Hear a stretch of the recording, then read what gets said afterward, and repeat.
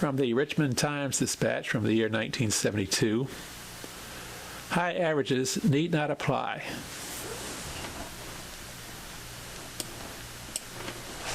For the most part, bowling activities outside of weekly leagues have been oriented toward the higher average bowlers. And Robert Hall, who took up duckpin bowling several years ago when he moved to Richmond from New Jersey, has gotten a little tired of it. I bowled in a few of the big tournaments like the Regent Open and things, Hall said recently, but I figured I was really just throwing my money away. I'd go into a tournament with my 110 average and pay my $12 and could even bowl real well.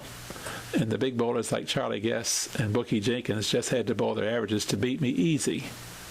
Hall, however, has done more than just get tired of it. He has organized a group of lower average bowlers and has formed a 115 club, and it appears headed for immediate success. When I got the idea, Hall explained, I really didn't know anything about organizing tournaments or anything, so I went to Helen Hatch, who is now technical advisor to the club, and she helped me get it started. The club held its first tournament recently at Regent Lanes, and 50 bowlers, all with averages under 115, showed up. You really wouldn't have believed it, Hall said. We had hoped for maybe 25 entries and had 50. And there wasn't any bickering or anything. Everybody was cheering everybody else on, and it was really just a lot of fun. The results speak for themselves. Jean Mays, a 92 average, rolled games of 129, 138, and 127, and added a 56-pin handicap, 2/3 of 120, for $450 to win the event and $80, 40% of the prize money. Men and women competed in the same event, and surprisingly, only one man was able to finish in the top 4 paying places. As soon as it was over, Hall said, all the bowlers were coming to me to ask when we could do it again. So I started thinking about a few months, and they wanted it sooner. So the next tournament, to be run the same as the first, has been scheduled for March 4th at Regent, with bowling from noon to 9:30 p.m.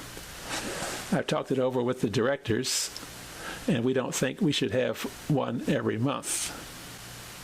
We don't want to wear it out, Hall said. And we've thought of doing different things, like maybe the third event will be mixed doubles. We want to do everything that the high average bowlers do, but just limit it to the lower averages so that everybody's got a chance. The next tournament will be singles only, open to men and women with a 115 average or lower, and is open to all such bowlers in the metropolitan Richmond area. Re-entries are allowed, but only one prize can be won.